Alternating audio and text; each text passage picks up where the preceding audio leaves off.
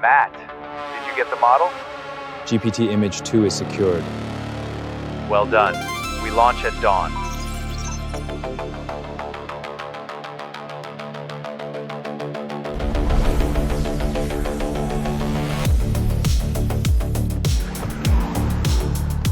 Loading GPT Image 2. Time to cook. So, breaking news here. OpenAI just released their brand new image model, and it's called GPT Image 2. And I, for one, respect and appreciate a simple, straightforward naming convention for image and video models. Nano Banana Pro, I'll never get over it. I'll use it a lot, maybe less now, but the naming is just, it's whimsical. I'll give it that, but it's not my favorite. So, as you probably guessed, the short film that I showed in the beginning of this video, all of the key images were made with the new OpenAI GPT Image 2 model, and I'm going to break down how I created them and the things that I noticed about those images and how to also go about creating your own with this image model. And it is also, I'd like to say, available right now on fal.ai. So head over there into the playground and check it out. And if you're a developer, check out the API and you can start building apps with it today. So the model, it's GPT Image 2, and its main strength, the thing that makes it next level, I'll just skip all the other stuff, is text. That is the main thing that makes this next level. If you look at images created from even Nano Banana Pro and other image models, definitely, if you look at the text on, like, say, something on the table, right? Text in the background, signs, that sort of stuff in the background, usually that text can slip into, like, latent AI hieroglyphics. It's just not English. It's not like a normal language, and you can tell that it's slop. That's one of the things that makes AI slop, is when the text is absolutely destroyed. So one of the main things that I'll be pointing out is how strong GPT Image 2 understands text and can render it even when it's not the primary focus of the shot, and how that will allow you as filmmakers or creators in general to create more immersive worlds that don't break immediately because that's not what the McDonald's sign should say in the background, or, whatnot. So a couple details here. I created all these images on the fal.ai playground using GPT Image 2, of course, in the edit mode primarily. And the image size can vary quite a bit. There's a lot of rules. Here's an infographic I made with GPT Image 2 trying to explain it. I honestly think it's a little bit overwhelming. But if you're a filmmaker, stick to 16 normal 16 by 9 image aspect ratios and resolutions. You'll be fine. 1920 by 1080, etc. And for me, I went instantly to 21 by 9, our kind of like computer anamorphic is what I'm calling it, computer monitor anamorphic. And I generated these images all at 2560 by 1080. Another aspect of GPT Image 2 is that there's different quality levels. I didn't really take the time of let's test low, medium, high. Maybe we should do that. I just went to high quality. I tend to do that. Sorry. I also generally, if you've followed my AI work, when I'm doing narrative work or almost really anything, I'm usually generating 4 images at a time, and that is possible on the FAL playground. I'm not going to show you all 4 generations. I'll just show you the best one, but you generate 4, usually one's the good one. And maybe it's not even that. You do it again with a little change. But that's my general process and a high-level look at the model. Let's look at the examples. Okay, so here is our first shot, and you can read the text prompt. It probably has spelling errors and whatnot. That's allowed. Basically, extremely wide anamorphic lens. The man is standing in a puffer jacket with the fal.ai logo. And I didn't provide the logo. It went and looked it up, tiled across it. He's holding a MacBook Pro, which, they had to look that up to, no reference, that illuminates his face, so I'm being lit by the computer, right? That's being done. He's standing on the roof of the OpenAI headquarters, spelt wrong, in a city at night. Behind him is a huge OpenAI sign that is illuminated. So it's done a very nice job here. The thing to call out, right, again with image 2 here, is that the text on the jacket is quite clean. I'm not going to say that the text doesn't go kind of wild sometimes. That's more the video model, to be honest. But the initial source image, like a really nice 2560 by 1080 image here, very clean. Of course, in this case, the OpenAI logo is humongous. So it's like, yeah, it's going to render it well. But the text on the jacket is smaller and it's rendered pretty clean. Full disclosure here, when I first generated this image, like everything was in focus, and then I just fed this image in again, and I said add anamorphic bokeh. Vertical elliptical is the kind of the keywords I ended up using it. So this is actually an edit of the original image, still using GPT Image 2, however. So this image is our key image. It sets our location, our character, their wardrobe. And the only reference I gave this was a picture of me that's 400 by 400 from X. I have a higher quality one somewhere, but I used this one and it did a good job. What I want to talk about here is sort of the family and the progression, the hierarchy of shots that happens from this. And I've tried to explain this to different people who are trying to make apps that wrap around image models for filmmakers. This is at least how I think. And so here's some free, here's some free workflow advice from someone who comes from traditional filmmaking, 3D filmmaking, and now AI filmmaking. This is how I think about it. So here's our master shot, and you can see the little hierarchy flowing out from the bottom. As we zoom out, I'll break down how this basically flows, kind of from a thought creation point of view, right? But let's zoom back in a little bit. What we have here is our kind of establishing shot. I actually not even sure that I use this shot in the film, but it's the source of all the other shots. Again, it's a medium shot here. Wide shot, you'd think, let's start with a wide shot, but AI doesn't do so well with wide shots. The face, you're going to lose adherence, and it's not going to go well. Start with a medium shot, okay? Start with a win. Set the environment, the lighting, get this right. Now, all of these 4 shots under this shot reference this shot. So when we're in fal.ai, we're going to be in edit mode, and we're going to have this as our first reference image that we're going to upload is this shot now, because it sets, again, all of these things. So these 4 shots all came from referencing this shot. This is the way that I like to see things laid out, and there's not many filmmaking, creator aggregator platforms or whatever platforms written around image models that do it this way. I've seen sort of takes on it, but this is how AI filmmaking works to me anyway. We'll zoom in really quick on each one just to pixel peep the GPT text here. So 50 mil, close up, f1.31, shallow depth of field, anamorphic. People on X don't like my anamorphic flares. Too bad. There's a flare. Close up on the laptop screen. It shows a terminal that is hacking into a server to download an unreleased AI model. Please don't be mad, OpenAI. We're just having fun. We just want to use the best models. I'm not advocating for doing this. It's just a little bit of a spy movie here. So what's really cool is with such a simple prompt here, this was my favorite example. It generated this UI.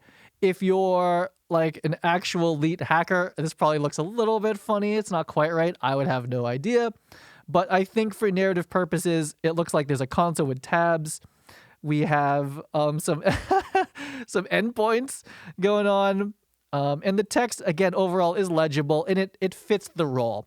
And the impressive part for me is that it added this download bar here. Pretty cool. What you'll see in the film, though, is when I bring this to an image model, I basically, which I'm not going to cover the whole image model part after. That's a whole other thing to talk about. I'll just dance around which model we used, so we won't focus on that. But I will say that the image model does not do as good a job of filling in the blanks here. So if you watch the film again, it completes at 1,000%. This never changes. The estimated time never changes. So what would probably make sense in the future, if we really care about the details, is to take this again and have GPT Image 2 complete it correctly and do first last frame. But I just let the image model rip last time. But again, point of this is that the text rendering is quite good. It's a somewhat plausible looking, hacker screen, hacker terminal screen.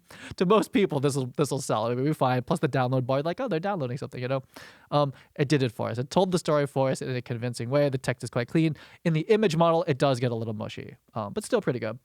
So that was our first child shot. Here's our second child shot after doing the screen here. And we say 85 millimeter close-up, anamorphic again. Close-up of the man's face as he looks at the computer screen. You can see the reflection of the text in his glasses, and lo and behold, you can. Is this legible? No, but it probably wouldn't be in real life either. Maybe if we did this 16K, you could read it, but there's no point. So again, this is referencing the original kind of establishing shot, and it's also referencing the shot that I just made of the computer screen, so that at least we kind of see green text in his glasses. It's maybe a subtle detail, but again, trying to flex the GPT-2 image text rendering here, so, that was fun. Moving on, this doesn't really make a lot of sense. I just wanted to make an explosion. Basically, again, 50 millimeter anamorphic, extreme close-up on the laptop is on the ground, smashed with the hard drive removed. All of the sparkly effects, I called them electromagnetic, clouds or whatever was coming off of it. That was from the image model. But again, just a nice shot here that didn't quite do the anamorphic bokeh. I could reprocess it again to get it, but I was like, this is good enough. Anyway, I know MacBook Pros don't have hard drives like this, but it's like, you go with me here. This is for normies. And our final shot that really progresses the story forward, and the shot that opens the film, even though I made that establishing shot to say this is the scene, it's not necessarily the shot that opens the film, if that makes sense. Like, we sort of have shots that define the world, that can be ingredients to make shots, but those aren't necessarily the shots that we're going to use in the film. This is the shot I used in the film. So 50 millimeter, shot f1.3, shallow depth of field, anamorphic bokeh, and the man is standing at the edge of the building with the OpenAI sign behind him. He's looking down at the street below. This is a really cool, sort of like over-the-shouldery shot. I don't know why I went like this. It's over-the-shouldery.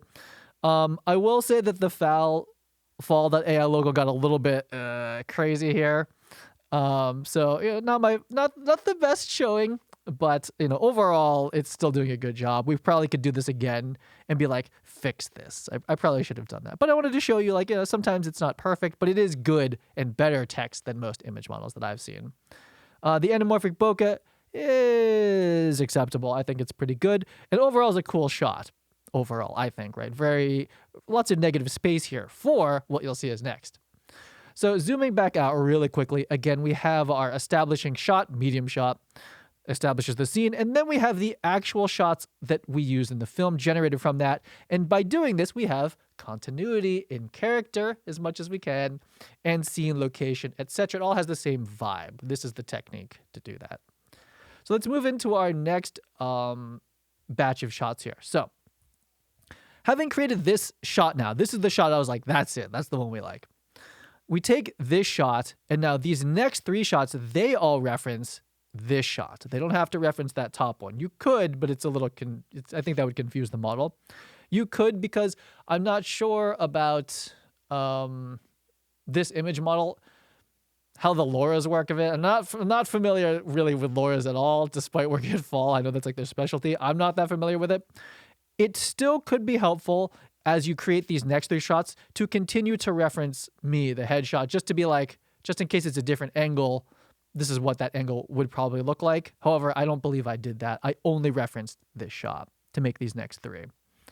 So let's zoom into this one. This is the opening shot of the film. And it says, the man has an Apple AirPod in his ear, and he touches it with his right hand, this is important to say, overlay a sci-fi video call UI with the man's image and text under it saying, call Gorkum Fall. Something that's a little dicey here is when you say the man and the man. So in this case, we probably should have said like the man in a black coat and the man in the black and white photo, just to be specific, but it figured it out quite fine. So this is another example of GPT Image 2's clarity when it comes to creating graphics and UI. That's quite a nice graphic. I'm not sure I would have made one any better than that myself. Added this text here. It's quite clean. We wanted to lowercase the FAL for the brand, but I didn't, so sorry. Maybe in the final film I'll have to clean that up. But, for this example, I didn't lowercase. This would be an easy fix, however. But again, a really, I think, impressive and nice kind of sci-fi UI that it added together. It did 4. This was my favorite. And yeah, again, GPT-2 just great, making great UIs. Let's move on to our next shot here. Again, referencing the shot over the shoulder. Said 40 millimeter f1.3, which that's not at all what this lens is. But anyway, anamorphic lens bokeh. We tried overhead shot of the man jumping off the building with the ground below him. This is more like a 12 mil anamorphic or something. Like, it's extremely wide. Maybe it's more like a 20 or something like that. It's not a 40 though. I wanted like more telephoto, but that's fine. We could have gotten it. And so it's an interesting shot of the street in a plus sign and my body in a plus sign. I was like, let's go with it. What the video model did with it, we could have done better, but we made this rather quickly. Let's move on to our third shot here that progresses the story a little bit more. Say 25mm f1.3 anamorphic. The man is sitting in a black Tesla in a street at night. The license plate says fal.ai. And this is really nice. I love how dark they went. Damn it, image models, why are you so good at lighting and vibes? It's pretty cool. It's dark, you know, there's no like crazy streetlight spotlight on him. And now this doesn't look like me. Again, this is where we probably should have referenced my face a little bit more. And it's again why we don't do establishing shots or establishing generative ingredients as wide shots, because the faces never hold up. This is okay. I'm going to say it's my stunt double, but it's not, doesn't look like me as much. Again, we could have referenced me into the image if we really cared, but wide shots in general, it's like, you can kind of get away with it. It's stunt double A. So from this shot here, I don't know why I did it twice. Miro's real cool too. I love Miro. Very cool. Will you remember my arrow style though? It did. It's so nice, Miro. Okay, so little amendment here. I don't know why I had two.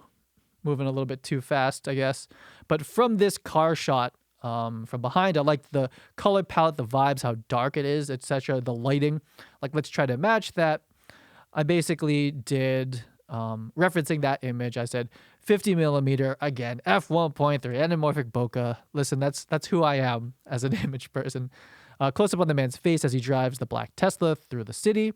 A sci-fi UI appears in front of him with text that says some stuff, and it's in editing. Now, I wish I had spent more time. Again, you could just spin off and take this UI, but I'm just trying to show how good GPT Image 2 is at rendering these text graphics and these UIs. It just makes them up. I could definitely just go and spend some time making really cool looking, like, you know, AI assistant virtual like LCD UIs, and but I didn't. This is the one shot. Now, there's things that are funny about this, like, oh, the text is legible to us and not them. Like, this should be backwards, right? But like, that might be a hard thing to prompt. We could do it from an over the shoulder. There's things to work on, but just consider for now that this is a demo of GPT-2 text imaging, and it being able to, you know, make a reasonable looking, actually this NLE timeline is not the best, but it looks like an NLE if you don't edit or if you're not looking too close. It added a prompt to it. Like, it knows what we were asking for. I was like, oh, make like an AI filmmaking futuristic app. And it's like, oh yeah, we have a prompt and we're generating. And it's like it knows what AI is. The AI knows what AI is. So that wraps it up at our very first look at OpenAI's GPT Image 2. I don't think it's subjective to say that it's a next level image model because of the text rendering alone. It has other features to me that it's hard to measure if that's better than Nano Banana Pro. Image editing and faces and stuff, I think we'll just have to tell over time as I use it more. But just right out of the gate, if text is important to you, this is the image model to go for. Check it out on fal.ai in the playground right now. And if you're a developer, you should probably consider making this an option for your users or just switch it right over. There's some interesting price stuff if you are a developer and you're looking at the pricing for these models that's on the fal.ai website. But what I will say is that the floor and the ceiling have been expanded as far as prices when it comes to this image model. So talking about price without getting too much into the details, specifically is that you can use the low quality mode and do low resolution, and it's actually cheaper than Nano Banana. Or when you're ready to crank it up to like really high resolution, those are more expensive than Nano Banana. So the floor and ceiling are both raised. So this gives you the opportunity to have like sort of like a preview. Let's previs and, you know, kind of work out the shots like at low resolution before it's expensive. And once you like them, go ahead, boom, blow them up to like 4K if you want. So I think that's an interesting aspect of this image model compared to, the pricing of Nano Banana Pro. That wraps it up for this video. Let me know if you have any questions. I will be in the comments here, and I'll see you on the next video.